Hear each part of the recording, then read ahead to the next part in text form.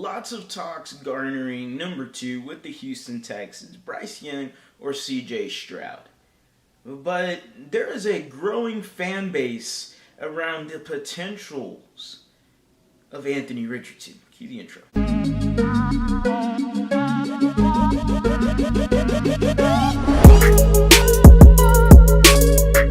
going on, everybody? Welcome back to a brand new episode of The Lead. Your host, as always, Harley Dugan. Anthony Richardson is a topic of discussion around Texans Twitter, as well as some other things, but that's a little too personal.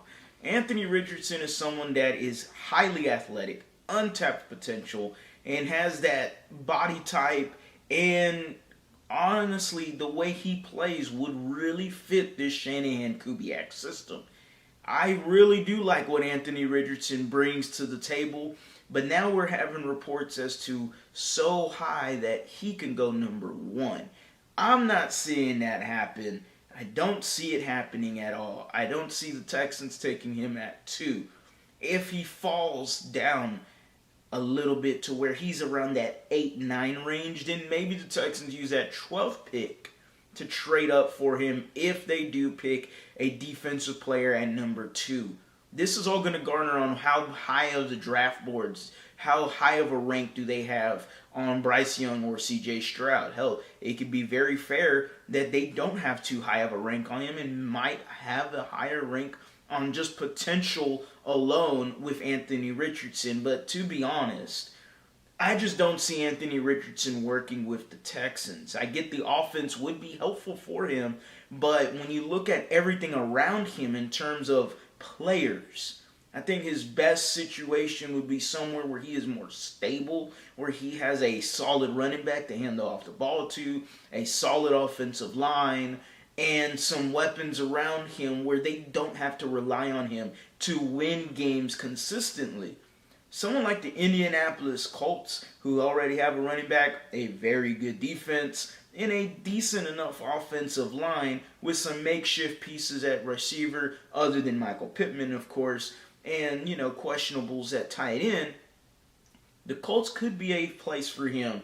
But the Houston Texans, I just don't see it. I understand what people like, but at the end of the day, when I'm really looking at Anthony Richardson, there's still a lot of accuracy issues. The untapped potential is fun to take a look into. The Josh Allen comparisons are over-exaggerated in my opinion. It feels like everyone wants to find the next Josh Allen. You're getting the comparisons for him and Will Levis. Maybe there's just not another Josh Allen. Have we ever thought about that?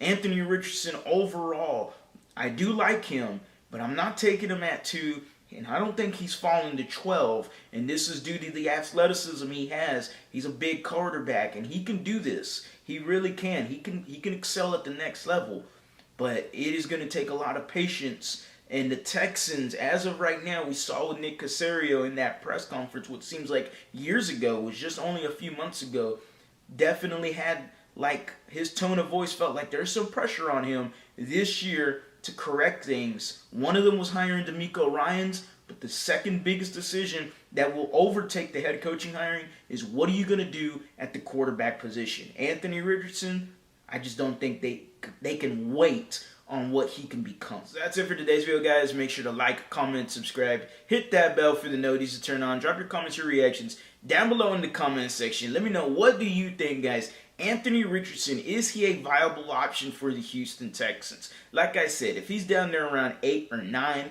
then maybe they trade up and go grab him dependent on the ranks of who they scouted at quarterback. If he's their number 1 quarterback on their board, then I just don't think he's worthy enough for that number 2 pick. There is a lot of downside with Anthony Richardson that if you don't hit that potential, it's not going to look good, and you're going to be having to flush the toilet again at the quarterback position. As always, guys, go Astros, go Rockets, go Texans.